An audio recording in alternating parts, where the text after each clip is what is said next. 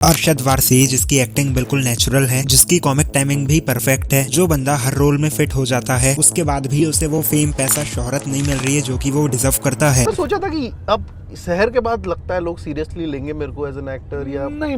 मैं कुछ ये सब कुछ नहीं सोचता यार। और जो एक्टर डिजर्व नहीं करता है उसको हम चने के झाड़ पे चढ़ा देते हैं और उसके बाद वो उतरने का नाम ही नहीं लेता है। इतना ब्रिलियंट एक्टर होने के बावजूद डायरेक्टर्स उसे एक साइड एक्टर के नजरिए से देखते हैं, जबकि ये एक्टर बड़े बड़े एक्टर्स को मेन लीड में पीछे छोड़ सकता है अगर इसे एक अच्छा डायरेक्टर और एक अच्छी स्क्रिप्ट मिले तो। क्योंकि जिन जिन मूवीज में अरशद वारसी ने मेन लीड का रोल किया है, या तो फिर उन मूवीज का बजट कम होता है या तो फिर उन मूवीज की स्क्रिप्ट अच्छी नहीं होती है। और एक्चुअल में जो मूवीज की स्टोरी अच्छी होती है तो उसके सीक्वल्स में ये एक्टर को ही चेंज कर देते हैं, जैसे कि जॉली LLB। बट इस मूवी में अरशद वारसी को पहले ही क्लियर कर दिया था कि तुम इसके पार्ट 2 में नहीं रहोगे। क्या मतलब है कि इस मूवी के मेकर्स को पहले ही पता था कि ये मूवी हिट होगी। अरशद वारसी ने बॉलीवुड में डेब्यू किया था 1996 में तेरे मेरे सपने मूवी से, जो कि वो मूवी हिट हो गई थी। लेकिन उस मूवी के हिट होने के बाद भी अरशद वारसी को वो पहचान नहीं मिली थी जो कि लगभग सभी के साथ होता है। लेकिन जो उसे मुन्ना भाई और लगे रहो मुन्ना भाई मूवी के बाद जो पहचान मिली, वो भी सपोर्टिंग एक्टर के रोल में, जिस बात का अंदाजा अरशद वारसी को खुद को नहीं था। और सर्किट कैरेक्टर के लिए अरशद वारसी को फिल्म फेयर अवार्ड भी मिला था, जो कि वो डिजर्विंग था। द अवार्ड गोस टू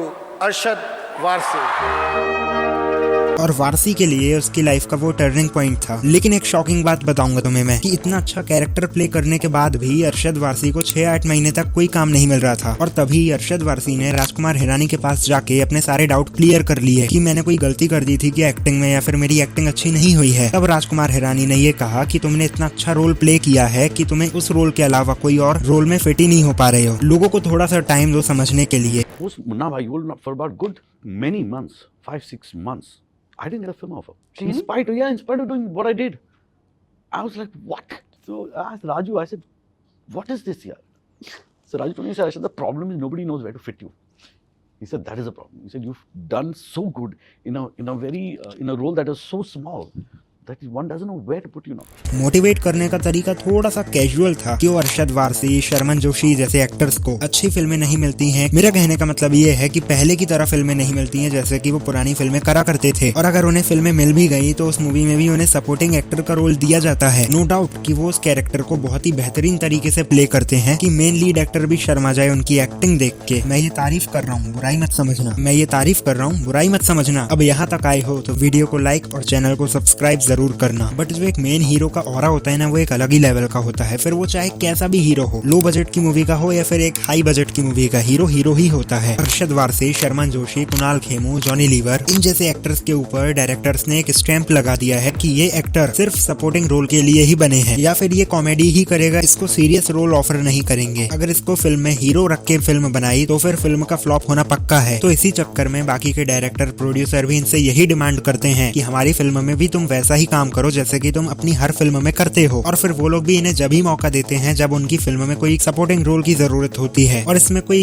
गलत बात नहीं है, अगर फिल्म में रोल ही नहीं है इन लोगों के लिए तो वो लोग भी जबरदस्ती ऐड नहीं कर सकते किसी को भी। दूसरा रीजन ये है कि जो फिल्म के प्रोड्यूसर्स होते हैं उनका ये मानना होता है कि अगर हम किसी भी मूवी में पैसा लगा रहे हैं तो वो फिल्म की हिट होने की एक गारंटी होनी चाहिए। देखो, गारंटी तो शाहरुख खान, सलमान खान, अक्षय कुमार की भी नहीं है, लेकिन एक भरोसा होता है ना उनके स्टारडम पे, उनके फैन बेस पे। वो ट्रस्ट जमाने में बरसों लग जाते हैं और वो गारंटी उन्हें जब ही मिल सकती है जब उनकी मूवी में कोई जाना पहचाना हीरो हो। और उसी चक्कर में ये लोग उन एक्टर्स को हटा देते हैं जो कि एक्चुअल में टैलेंटेड होते हैं। और फिर इन्हीं कुछ रीजंस के चक्कर में इन्हें बॉलीवुड में से धीरे धीरे काम मिलना बंद हो जाता है। और अगर हम एक प्रोड्यूसर के नजरिए से देखें तो वो लोग भी कहीं गलत नहीं अपनी जगह पर, क्योंकि किसी के पास भी इतना पैसा नहीं है कि वो बर्बाद कर सके। और अगर एक बार को मान भी लो कोई प्रोड्यूसर इनके साथ मिलकर मूवी बना दे तो क्या ऑडियंस उनकी मूवी देखने जाएगी? मेरे हिसाब से तो नहीं जाएगी। तुम्हारा क्या लगता है मुझे कमेंट में बता दो। यहाँ तक कि अरशद वारसी ने खुद ये कहा है कि उसको 27 साल हो चुके हैं इंडस्ट्री में, लेकिन अभी भी उसे ऐसा लगता है कि वो इंडस्ट्री का पार्ट नहीं है, क्योंकि उसने इतनी सारी फ्लॉप मूवीज दी हैं जिस चक्कर में उसे नई फिल्में मिलने में काफी दिक्कतें फेस करना पड़ता है और वापस वहीं से शुरुआत करना पड़ता है जहां पर वो पहले था। और ऊपर से वो एक आउटसाइडर है। और जैसा कि मैंने अपनी और भी वीडियोस में ये कहा है कि बॉलीवुड में जाना मुश्किल नहीं है, बॉलीवुड में स्टैंड करना मुश्किल है। इनफैक्ट बॉलीवुड ही नहीं, कोई भी इंडस्ट्री में, कोई भी बिजनेस में, जॉब में, कहीं भी चले जाओगे तुम तो वहाँ तुम्हें एंट्री तो मिल जाएगी, लेकिन वहाँ का जो एनवायरमेंट है उसमें अगर तुम सरवाइव कर गए तो बहुत अच्छी बात है, अदरवाइज बहुत से लोग नहीं कर पाते हैं। क्योंकि तुम लोगों ने देखा होगा कि जो स्टार्स अकेले में रहना पसंद करते हैं, जैसे कि अरशद वारसी जिसकी बात हो रही है, श्रद्धा कपूर जो कि कोई पार्टीज में या फिर अवार्ड शो में नहीं दिखाई देते हैं इतना, तो फिर उन्हें उतना काम भी नहीं मिलता है जितना कि नॉन टैलेंटेड स्टार को मिल जाता है। क्योंकि उन लोगों को जबरदस्ती पार्टी अटेंड करना पड़ता है, फिर चाहे उनका वो मूड हो या फिर ना हो। और ये बात मैं सिर्फ कुछ एक्टर्स के लिए बोल रहा हूँ, हर किसी के लिए नहीं। और ये सब उन्हें फॉर्मेलिटीज इसलिए कंप्लीट करना पड़ता है ताकि उनका नेटवर्क स्ट्रांग हो, और अगर नेटवर्क अच्छा होगा तो जाहिर सी बात है यार, काम तो मिल ही जाएगा। अरशद वारसी ने एक इंटरव्यू में ये बताया कि उनके हाथ से भी प्रोजेक्ट छीन लिए जाते हैं। ऑलरेडी एक एस्टैब्लिश्ड एक्टर होने के बावजूद वारसी ने ये बताया कि ऐसे बॉलीवुड में बहुत से मेन एक्टर हैं जिन्होंने मुझे साइड रोल से भी साइड करवा दिया उनके पर्सनल इनसिक्योरिटीज के चक्कर में। वारसी का ये कहना है कि उनको डर है कि मैं कहीं उनकी लाइमलाइट ना छीन लूं, जो कि मेरे हिसाब से काफी हद तक सही भी है। क्योंकि तुम लोगों ने देखा होगा कि आजकल के जो नए एक्टर्स आ रहे हैं उनके साथ अगर पुराने एक्टर को सपोर्टिंग रोल दे दिया जाए तो उनकी एक्टिंग बहुत ही ज्यादा बेटर होती है as compared to main actor. अब देखो, ऐसा नहीं है कि सिर्फ अरशद वारसी ही फ्लॉप हुआ है या फिर इसी का बुरा टाइम चल रहा है। इससे पहले भी बहुत से अभिनेता आए हैं और अभी आने वाले हैं। बॉलीवुड का बड़ा से बड़ा अभिनेता भी एक वक्त पे आके फ्लॉप हो जाता है, जैसे कि राजेश खन्ना जो कि एक वक्त पे सुपरस्टार थे, लेकिन उनका भी डाउनफॉल शुरू हो गया था एक समय पर। और उसका रीजन ये था कि राजेश खन्ना सेट पर बहुत ही टार्डी नेचर के हुआ करते थे और वो मूवी को ओल्ड स्कूल स्टाइल में बनाना चाहते थे, जो कि ऑडियंस उनको उस कैरेक्टर में एक्सेप्ट नहीं करना चाहती थी। ऑडियंस उन्हें मासी मूवी में देखना चाहती थी, जो कि उस वक्त पर अमिताभ बच्चन करा करते थे। राजेश खन्ना के डाउनफॉल का ये भी रीजन था कि वो सेट पर लेट पहुंचा करते थे। पूरी टीम के आने के बाद वो आया करते थे, जो कि तुम्हारी इमेज बहुत ही बुरी बना देती है ये आदत। बेशक तुम कितने भी बड़े नेता अभिनेता हो, लेकिन तुम्हें अपने काम की इज्जत करना चाहिए। और इसी से कुछ मिलते जुलते रीजंस हैं गोविंदा के डाउनफॉल के, क्योंकि एक वक्त पर गोविंदा के नाम से मूवी हिट हुआ करती थी और आजकल वो दिखाई भी नहीं देते हैं। लेकिन जब एक इंसान के अंदर ईगो और एटीट्यूड आ जाता है ना, तब उसकी नाव डूबना पक्का है। क्योंकि गोविंदा का भी कुछ इसी प्रकार का नेचर हो गया था एक सुपरस्टार बनने के बाद। सेट पर लेट आना, सबको वेट कराना, जो कि ये काफी अनप्रोफेशनल बिहेव करता है तुम्हारे नेचर को। गोविंदा को एक मूवी में एक बार साइड एक्टर का रोल ऑफर हुआ था, जो कि उसने इसलिए मना कर दिया क्योंकि गोविंदा का ये कहना था कि एक सुपरस्टार एक साइड एक्टर का रोल करेगा। पर आप मुझे कैरेक्टर रोल क्यों देने, मतलब कि सीधा स्टार से इधर।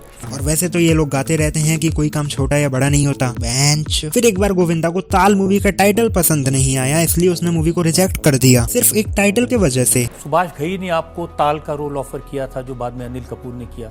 जी, मैंने उन्हें कहा था कि मैं पिक्चर करने के लिए तैयार हूँ, पर मैंने उनसे कहा कि ये टाइटल चेंज कीजिए आप, ताल, ये मुझे टाइटल अच्छा नहीं लगा। और गोविंदा ने भी अपने आप को टाइम के साथ नहीं बदला, इसलिए टाइम ने ही उसे बदल दिया। और इसीलिए सलमान खान, आमिर खान, शाहरुख खान, अक्षय कुमार, अजय देवगन, इन सभी एक्टर्स ने अपने आप को वक्त वक्त पे बदला और आज ये चल रहे हैं। देखो, तुम कितने भी बड़े सुपरस्टार एक्टर बन जाओ, ठीक है, अगर तुम ऑडियंस की नहीं सुनोगे तो नहीं चलोगे। अगर तुम्हें स्टैंड करना है, टिकना है थिएटर में, तो भैया ऑडियंस की बात मानना पड़ेगा। अरशद वारसी ने एक और इंटरव्यू में ये बताया है कि उसकी जो एक्टिंग स्किल है उसको पूरी तरीके से यूटिलाइज नहीं किया गया है। वारसी क्या क्या करने में कैपेबल है ये आज तक किसी को पता नहीं चला है कि वो कॉमिक रोल, सीरियस रोल के अलावा और भी कई सारे कैरेक्टर प्ले करना चाहते हैं और वो कर सकते हैं, ऐसा कहना है। लेकिन इंडस्ट्री ने उनके ऊपर एक सपोर्टिंग एक्टर का टैग लगा दिया है, जो कि अब मिटने का नाम ही नहीं ले रहा है। और ऐसा सिर्फ अरशद वारसी के साथ ही नहीं हुआ है, और भी एक्टर हैं जैसे कि राजपाल यादव, जिसे कॉमेडी का किंग कहते हैं। कोई कहे ना कहे, लेकिन मैं तो कहता हूँ उन्हें भी आज की फिल्मों में सिर्फ एक ही टाइप के रोल दिए जाते हैं, जो कि वो फुलफिल नहीं कर पा रहे हैं। जैसे कि कूली नंबर 1, जुड़वा 2, भूल भुलैया 2, इन जैसी मूवीज में या फिर इन तरह की मूवीज में डायरेक्टर्स उनसे वैसा ही काम करवाना चाहते हैं जैसे कि वो पुरानी फिल्मों में किया करते थे। इन मूवीज में तुम लोग ये देख सकते हो कि वो बंदा अपनी पूरी जान लगा रहा है एक्टिंग करने में, ऑडियंस को हंसाने में, लेकिन वो नहीं कामयाब हो पा रहा है। देखो यार, जब कोई एक्टर एक नया कैरेक्टर ट्राई करे तो फिर उसे तुम्हें सपोर्ट करना चाहिए। हाँ, अगर अच्छा कर रहा है तो सपोर्ट करो, अगर बुरा कर रहा है तो मुझे कहने की जरूरत नहीं है, तुम घंटा नहीं करोगे। जैसे कि राजपाल यादव की एक मूवी है अर्थ, जो कि मुझे पर्सनली काफी ज्यादा अच्छी लगी, बट वो मूवी फ्लॉप हो गई क्योंकि लोगों के सर पर भूत चढ़ा है कि नहीं, हमें तो एक्शन मासी मूवी ही देखनी है। उस टाइप की मूवीज के अलावा हम और कोई मूवी को एक्सेप्ट ही नहीं करेंगे। बनाओ,